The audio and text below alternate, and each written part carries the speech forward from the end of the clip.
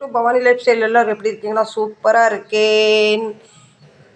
எங்கள் dining table பற்றி உங்களுக்கு நான் ஒரு சின்ன அப்டேட் தரப்போகிறேன். ஒரு வரலாறு. நீங்கள் நினைப்பீங்க என்னடா அக்கா புது டைனிங் டேபிள் வாங்கிட்டாங்களான்னு. இது புதுசு இல்லை, 8 வருஷம் பழசு. இது என்ன இது அப்டேட் பார்க்கலாம். குட் மார்னிங் ஃப்ரெண்ட்ஸ், எப்படி இருக்கீங்க? இந்த டைனிங் டேபிள் வந்து நாங்கள் 8 வருஷத்துக்கு முன்னே வாங்கினோம். நாங்கள் வாடகை வீட்டில் இருக்கும்போது வந்து எங்கள் வீடு ரொம்ப பெருசு, அந்த நேரம் இது வாங்கினது. அதுக்கப்புறம் இந்த வீட்டுக்கு நாங்கள் வந்து இப்போ 2 வருஷம் ஆகுது. இது சொந்த வீடு. இங்கே வந்த பின்ன எங்களுக்கு ஜாமான் போடுற கொஞ்சம் வசதி இல்லாமல் இருந்தது. அதை பற்றி தான் பார்க்க போகிறோம். சரிங்களா? கொஞ்சம் நேரம் கேளுங்க. நீங்கள் நினைப்பீங்க என்ன டைனிங் டேபிள் வீடியோலாம் போடுறான்னு. அதுக்குன்னா நம்மள்ட்ட என்ன இருக்குன்னு பார்த்து தான் காட்டணும். சரிங்களா?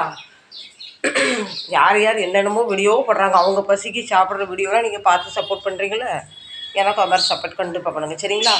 வாங்க இப்போ நம்ம டைனிங் டேபிள் ரிவ்யூக்கு போகலாம். இப்போ கேளுங்க, டைனிங் டேபிள் வாங்கி 8 வருஷம் ஆகுது. இதுக்கு முன்னாடி நாங்கள் வாடகை வீட்டில் இருந்தோம். பெரிய வீடு, பெரிய பெரிய பெட்ரூம், பெரிய பெரிய ஹாலாக இருந்தது. அதுக்கப்புறம் நாங்கள் சொந்த வீட்டுக்கு வந்த பிறகு எங்கள் டைனிங் டேபிள் நாங்கள் இப்படி போட்டுமா, இப்படி போட்ட பின்ன இப்போ நமக்கு ஹாலில் இவ்வளோ தான் இடம். பின்ன இது தொங்குது பார்த்தீங்களா, இங்கே வந்து பேத்தியாக்க நான் வந்து ஊஞ்சல் போட்டிருந்தேன். இது பாருங்கள், இதுதான் ஊஞ்சல்.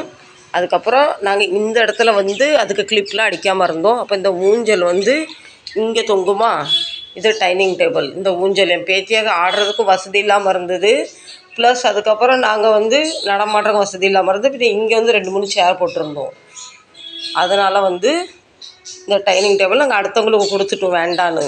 அப்போ எங்கள் வீட்டில் விஸ்கி இல்லை 2 வருஷத்துக்கு முன்ன. இப்போ விஸ்கி வந்து இந்த டைனிங் டேபிள் நான் கொடுத்தவங்கள்ட்ட திருப்பி வாங்கின ரீசன் என்னென்னா, இப்போ கடந்த கொஞ்ச நாளாகவே நாங்கள் கீழே உட்காந்து இப்படி சாப்பிடுவோமா, சாப்பிடும் போது எங்கள் விஸ்கி என்ன செய்கிறா, ஒரு பருக்க விழுது, கொஞ்சம் குழம்பு விழுது, கூட்டு விழுது, உடனே நக்கிடுறா.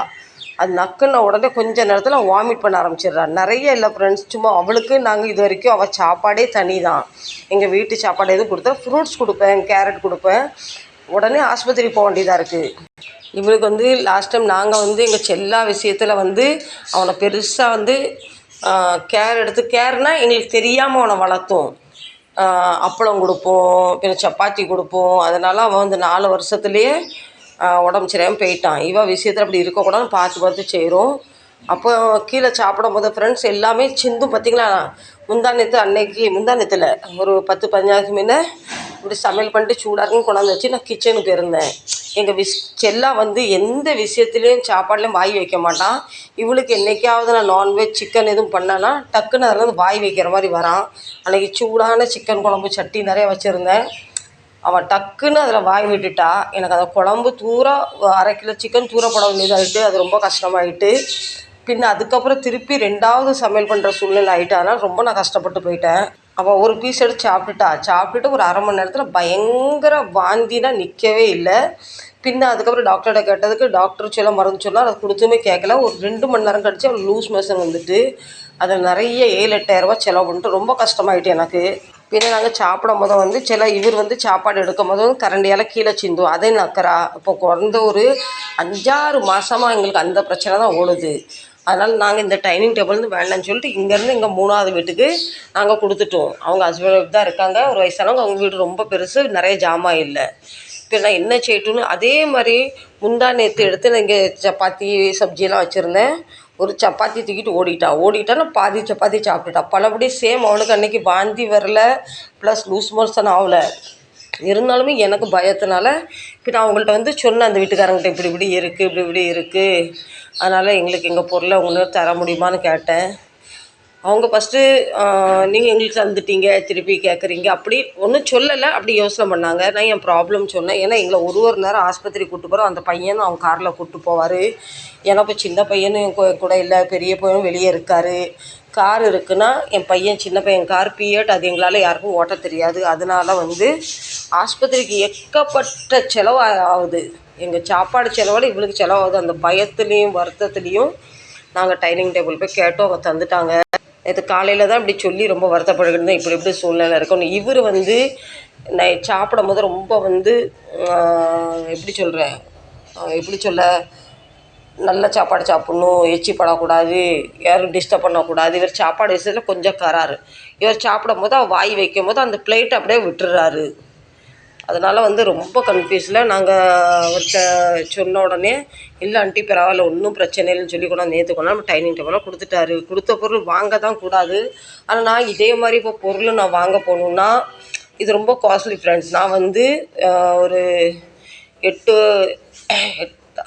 5 வருஷத்துக்கு முன்ன ஒரு பெரிய கம்பெனியில் வேலை பார்த்தேன். இந்த நான் எப்படி வாங்கினேன்னா, அந்த கம்பெனியில் வந்து வருஷம் தீபாவளிக்கு போனஸ் கொடுப்பாங்க.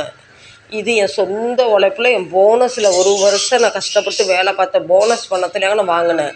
இந்த டைனிங் டேபிள் நான் திருப்பி கொடுக்கும் போதையே எனக்கு விருப்பம் இல்லாமல் இருந்தது. எங்கள் பெரிய பையன் சொல்லுவார், மம்மி கொடுத்துருவங்களாம், அப்புறம் நம்ம சின்னதாக வாங்கிக்கலாம். நான் சொன்னேன், இல்லைம்மா, நான் அந்த நேரம் அந்த கம்பெனியில் வேலை பார்த்த வந்து எனக்கு என்னோடய இது கடைசியில் அந்த கப்பலில் வேலை பார்த்த சம்பளத்தில் எதுவுமே இல்லை. இது மட்டும் ஞாபகம் இருக்கட்டும். இல்லை மம்மி, நமக்கு இடம் ரொம்ப ஷார்ட்டாக இருக்குது. அதே மாதிரி வந்து படுக்கிறது நாங்கள் இங்கே படுப்போம், இல்லை இங்கே படுப்போம். 2 பெட்ரூம் இருக்குன்னா பையன் வந்து பெரிய பையன் ஒரு பெட்ரூமில், சின்ன பையன் ஒரு பெட்ரூமில் படுப்பான். அது வந்து பசங்களுக்கு நம்ம 2 பேரும் பெட்ரூம் படுத்துகிறோம், இவங்க 2 பேரும் வெளியே படுக்காங்கன்னு அது கஷ்டத்தில் நமக்கு வேண்டான்னு கொடுத்தாச்சு. ஆனால் இது வந்து ரொம்ப வந்து உறுதியானது, ரொம்ப ஸ்ட்ராங்கானது. விருப்பம் இல்லாமல் கொடுத்தது. சரி, இடம் ஷார்ட்டாக இருக்குன்னு சொல்லுவாங்களே, நம்ம பொருள் நம்மளை விட்டு எங்கேயும் போகாது. கடவுள் நமக்குன்னு எடுத்து வச்சது பொருள் வந்து அடுத்தவங்களுக்கு நம்ம கொடுத்தாலும் நம்ம திருப்பி வந்துடும். இதில் ஒன்று நான் புரிஞ்சுக்கிட்டேன். நான் 1 வருஷம் கஷ்டப்பட்டு சம்பாரித்தேன். போனஸில் வாங்கின பணம் அது இது ஒரு சென்டிமெண்ட்னு நினச்சிக்கங்களேன். நான் வந்து தீபாவளியோட அந்த வருஷம் தீபாவளியிலேயும் பசங்களுக்கு நான் துணி எடுக்காமல் என் போனஸில் அப்படியே இந்த டைனிங் டேபிள் எடுத்ததுக்கு 6 சேர் உண்டு. ஒரு சேர் உள்ள பெட்ரூமில் இருக்குது. ஒரு சேர் வந்து நாங்கள் வீடுக்கு ஷிஃப்ட் பண்ணோது உடஞ்சிட்டுன்னா அங்கேயே விட்டுட்டு வந்துட்டு மொத்தம் 6 சேரு. இது ஒன்றும் நம்ம ஒரு 50 வருஷம் ஓடுவோம், அவ்வளோ ஸ்ட்ராங்கானது. இன்றைக்கி டேட் நம்ம இதை வாங்க போனால் எப்படி 35,000 40,000 குறைஞ்சிருக்காது. இதை நான் அந்த நேரம் வாங்கினேன். எவ்வளோத்துக்கு வாங்கினேன் சரியாக எனக்கு ஒரு ஞாபகம் வர மாட்டுக்கு. கொடுத்த பொருளுக்கு வாங்கினது தப்பு தான், எனக்கு மனம் கஷ்டம் தான் இருக்குது. அதனால் என்னோட போனால் இதை மாதிரி ஒரு பொருள் வாங்க முடியாது. மெயின் நாங்கள் வந்து விஸ்கியை கருதி தான் நான் திருப்பி கொடுத்த பொருள் வாங்கணும். இவன் ரொம்ப வந்து அல்பத்தனம் பண்ணுறா, ரொம்ப திருட்டு பொம்பளையாக இருக்கா. இவன் ஒரு காரணக்காக வாங்கினேன். அதனால் நம்ம என்னை விட்டு போன பொருள் திருப்பி நான் வந்துட்டு எனக்கு நம்பிக்கை இருக்குது. நான் எல்லா விஷயமும் நம்பிக்கை இருப்பேன். அதனால் நம்ம பொருள் நம்ம கையில் வந்துட்டு அவங்கள்ட்ட பேசுகிறது எப்படி கவனிக்க பாருங்க. சரி ஃப்ரெண்ட்ஸ், ஒரு சின்ன அப்டேட் தான். நம்ம பொருள் எங்கே நம்மளை விட்டு போகாதுன்னு தெரியும். கொடுத்த பொருள் வாங்க தான் கூடாது. இருந்தாலும் எனக்கு வேறு ஆப்ஷன் இல்லை. ஏன்னா விஸ்கிக்கு ஆஸ்பத்திரிக்கு செலவு பண்ணி எங்கள் வருமானத்துக்கு மேலே செலவு பண்ண. முந்தி எப்படி சின்ன பையன் இருப்பார், அடிக்கடி தூக்கிட்டு ஆஸ்பத்திரி ஓடிடுவார். இப்போ இவராலே வந்து வேலைக்கு போயிட்டு வந்து இவ்வளையும் பார்த்து பணமும் செலவு ரொம்ப ஒரு இக்கட்டான சூழ்நிலை நான் வந்த பின்னர் தான் இந்த முடிவு எடுத்தேன். சரிங்களா? நீங்கள் என்ன கமெண்ட் பண்ணி சொல்லுங்கள். நான் திருப்பி வாங்கின தப்பாக ரைட்டாக? என்கிட்ட வேறு ஆப்ஷன் இல்லை. அதனால தான் அது மாதிரி. இது நேற்று இந்த டைனிங் டேபிள் அந்த பையன் கொண்டாந்து கொடுத்த உடனே அவர் சொன்னார், ஆண்டி எனக்கு உங்கள் ப்ராப்ளம் புரியுது. ஏன்னா விஸ்கி வச்சு நீங்கள் ரொம்ப கஷ்டப்பட்டுக்கிட்டு இருக்கீங்க. சாம்சரும் இங்கே இல்லை. என் பையன் பேர் சுனி, ஏன்னா இங்கே உள்ளவங்க எல்லாமே சாம்சங் சொல்லுவாங்க.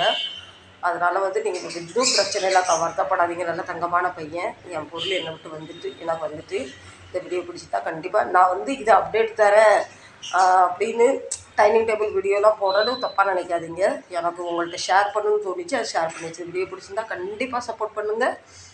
சரிங்களா? மீண்டும் நல்ல ஒரு பதிவு பார்க்கலாம். பை. நீங்களாம் என்ன செய்றீங்க? உங்கள் பொருள் இது மாதிரி யாருக்காவது கொடுத்துட்டு நீங்கள் திருப்பி வாங்கியிருக்கீங்களா? கமெண்ட் பண்ணி சொல்லுங்கள்.